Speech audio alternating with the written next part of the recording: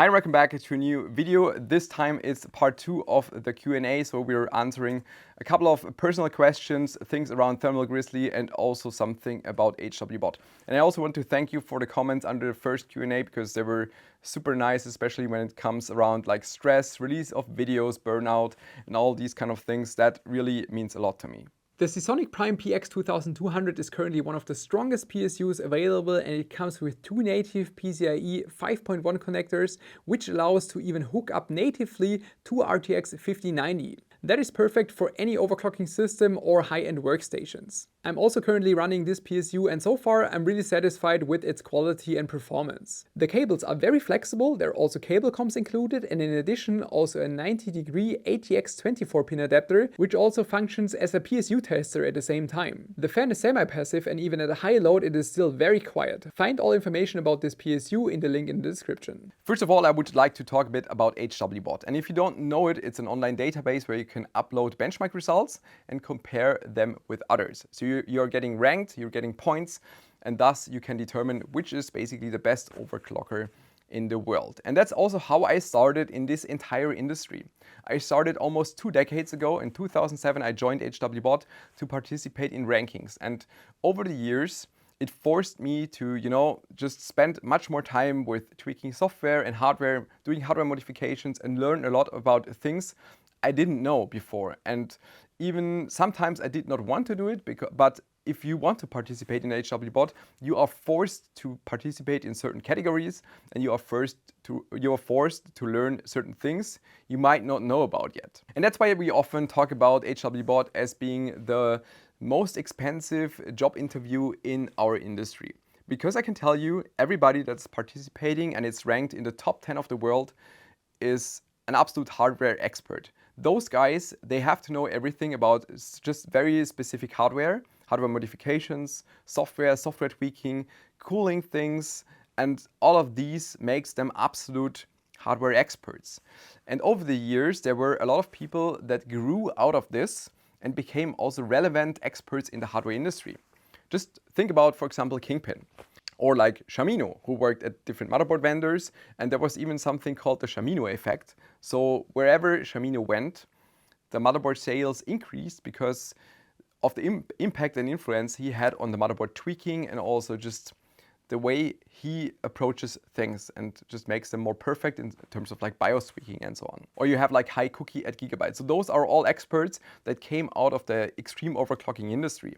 And even though you might not have direct contact with HWBot, it might still be relevant for you because of the hardware that you can purchase, like for example, a special EVGA Kingpin edition. No longer, but it was nice once it was alive. And that's why I just wanted to keep HWBot alive. Because in 2019, the previous owner was no longer able to finance HWBot and also spend time on it. So he put it up on sale. And at that time, we were thinking of, we're not sure how we can finance HWBot, how we can get money from this. But we knew we have to kind of keep it alive because of what it is and also how relevant it is for our industry. Even if you're not directly participating, it hasn't a direct influence on our industry overall. So me and my business partner Eike, who also is running Thermal Grizzly with me, we just decided that we would acquire HWBot. And it was not much. I think it was like 40,000 euros or something. I can't really remember, to be honest. But over the years, we then hired a coder. His name is Tim. And over the years, he spent so much time on HWBot to just fix all the mistakes from the past, because I can tell you at the time when we took over in 2020, it was in a quite terrible state. Like some things were running for like 10 years without any updates. There were security issues and all these kind of things. So he spent a lot of time on fixing all of this. And from that point on, HWBot was running super smooth the way it is right now. And I'm really happy how we kept HWBot alive, even though we funded it basically out of our own pockets the last 5 years. But I'm happy that we were able to keep it alive. And what I want to say is that at this point, I have the feeling that, because currently I'm still the CEO of HWBot, but I don't have the time that would be required to really get it back alive, That's why I will hand over the position of the CEO to Tim. So I will no longer be the HWBot CEO for the future because I want to focus more on Thermal Grizzly and spend my time there. And I think it's not good for HWBot if I keep it the way it is now. I'm absolutely thankful for the time I had at HWBot, meeting all friends like, like Elmore, SafeDisk, Shamino, 8-Pack, Dan Cobb. I can't even name all of the people that I met there and that I also became friends with. I learned so much from. It was one of the best times of my life, and that's why I want to make sure that HWBot just stays alive. And that's why I think it's important that I will step down as CEO and Tim takes over for me in future. The next question is super personal, and I can absolutely understand that a lot of people are asking about this. And that's, what about Mary? Are you guys still together? Why can we no longer see her in your videos? And the simple reply to this question is that we are no longer together, but already for a longer time. And that's also why I did not, want to talk about this in Q&As, even though it was my own decision. It's still weird, I absolutely understand it because in the past, I don't know, 5, 6, 7 years, I was also partially sharing things out of my personal life with you guys. So I can understand that you want to know more about it out of curiosity. And I would probably be the same.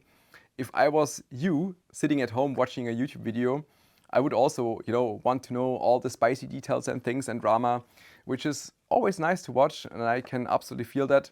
But now, for me, sitting on this couch, looking into the camera and answering the question, I'm now on the opposite side. And I just decided that I don't want to share all the details. So I will just give you the information that we are no longer together, but already for a longer time. And that I'm also in a new relationship with my girlfriend, or should I say fiance? Is that the correct word in English? Yeah. And I'm super happy in my life. And I hope that that's enough information for you. I also received a perfect question around this topic. What is your philosophy for maintaining personal privacy in such a public role, considering the intrusive nature of YouTube? What's the hardest part to manage about maintaining a healthy relationship with your followers and fans, considering the difficulties of a parasocial relationship in modern media and society? And that is something I also had to learn and also decide for myself over the years, just grow into this role and growing into what do I actually want to do. So over the years, there were also different stages, I would say, in the content I was releasing. So there was a stage where I just focused on like guides in the early stages and then doing more YouTube stuff. Then I was sharing a bit more private things also about relationship and like vacation, doing some vlogs and stuff. And then in the past years, I changed into just doing my YouTube things, just YouTube, hardware videos and nothing else. Even, for example, if you follow me on Instagram, then I'm just sharing one picture basically per year or maybe 2. And those are also not super personal. And that's probably how I will keep it, because I noticed for myself that I want to have a defined cut between what I'm doing on YouTube and also me as a private person, just to keep exactly this, like the healthy relationship. And I think the way I'm doing it right now is the way I want to keep it. But it's also important to know that the Bauer, which is like part of my personality, the biggest part of my personality, is the way it is. I'm always part of the communities, have been, always will be, like Hardware Lux or like overclock.net or different Discord channels. I will always be there because I just want to be there, because that's who I am. That's how I am. Do you still have your Nissan GTR and the Taycan? Yes, I still have both. But I have to say that I didn't drive the Nissan GTR much in the past 2 years, maybe 3 times per year, simply because I didn't have much time. And if there was time at a weekend, I just decided that I want to spend that time different, maybe spend time with my fiance. And yeah, but with the Taycan, I'm still super happy with the car. There are a few things that are difficult, but I want to have a dedicated video about that car, maybe in spring or something. Are you still rewatching Stargate series from time to time? Where do you watch it, since Amazon bought MGM and Stargate series and are regionally blocked in the EU? I'm actually not sure if they're regionally blocked. I think you can still watch it if you buy it on Amazon, but I have them at home like physically as DVDs, the classic, so I can always watch them over DVD if I want to. But I want to say that I was super happy when I saw the announcement about the new Stargate series. And also the way they did it, with the other YouTube colleagues, I would call them, other creators like Dial the Gate, for example, I've been following for so many years, watching all the videos and then seeing them announce the new Stargate series. I almost cried, you know, that was super awesome. And I'm looking forward to it, especially because it's the same guys behind the series that will produce it, from what I understood, and that should be really nice. I think you still have to be open to a new Stargate series because it will obviously be different. You will have different characters, different actors, and as long I think as you're open to this, this could be a really cool thing. So I'm absolutely looking forward to that. Do you still plan to move back to your hometown? There was a time when I was thinking about it. So originally I'm from Heilbronn, it's called, which is near Stuttgart, which is about 550, 600 kilometers away from Berlin. And I moved here, I think almost 10 years ago, mainly for Case King and then, you know, building up Grizzly here and everything.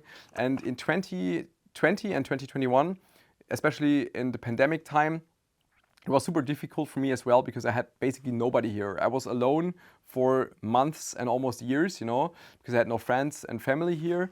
And at that time, I bought also a house back in my hometown because I was planning to just move back and basically leave Berlin.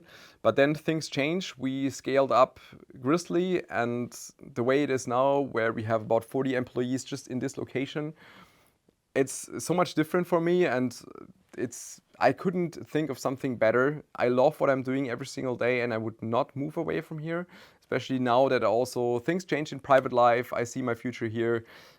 I do not want or do not plan to move away from Berlin right now. Where do you see your companies in the next 5 to 10 years, especially when it comes to growth, size, and also risk and challenges? That is something I was thinking of a lot, and you could also hear in this video that I'm stepping down as HWBot CEO, so that's one thing I wanted to do because I just want to focus more on Grizzly. Grizzly is definitely my passion and where I see the future, but I also don't want to scale it up further. We now have about 40 employees just in this location, and that is already a lot to do, but it's also a very nice size because it's like, you know, it's like a family company. Everybody knows everybody. I have the time to talk to every employee if it's needed, if there are issues. And we are not yet in a state where we have those big bureaucracy issues that you have in those big companies. That is something I absolutely want to avoid because there was a time where I was working in one of those huge companies and it's just not very personal, and you kind of feel like you're this absolutely tiny gear and you might not be able to affect anything. And in such a small company, it's more personal, and at least for me personally, more fun. And I also don't have to grow for the sake of growing, you know, there's no investor or anything. I can just do whatever I want. So I'm doing the products that I enjoy doing and the products that I think are great. And that's what I want to do for the future. But it's also difficult. I had to figure that out, especially with the political things that are happening. So after pandemic, we thought, okay, things will be nice. Then, you know, Russia attacked Ukraine. Then we lost Russia as a market, which was our second biggest market, surprisingly. And that was already a problem. Then Trump became the new president. He established all the tariffs.